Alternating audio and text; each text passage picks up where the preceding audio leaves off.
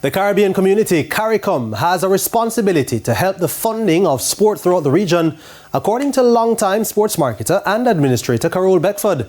We'll hear more in this report from Christopher Scott.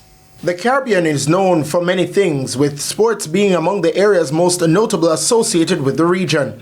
It's the reason sports marketing specialist Carol Beckford thinks that more emphasis needs to be placed on its development.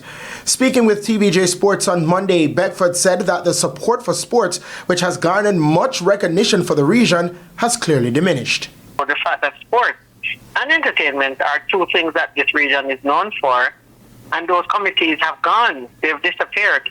Beckford outlined the 4 areas that the funds are to be directed towards. Well, I'm suggesting a tiered set of criteria. There are some countries that are better physically. So using the 4 key areas of technical infrastructure, marketing and business development, and research and development, you can develop a criteria which will give you weighting. And the country that has the lowest, clearly, in terms of the numbers, will get the best resources where they're most needed.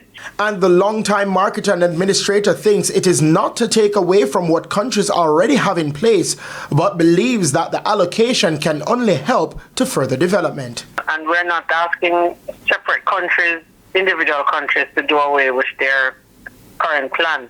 What we're saying that this fund is now going to add to the pot. In terms of major international events in the Caribbean in the near future, the ICC Men's T20 World Cup will be jointly staged by the Caribbean and the USA this year, while the 2026 FIFA Men's World Cup will be jointly held by CONCACAF, with USA, Mexico and Canada being joint hosts. Christopher Scott, TVJ Sports.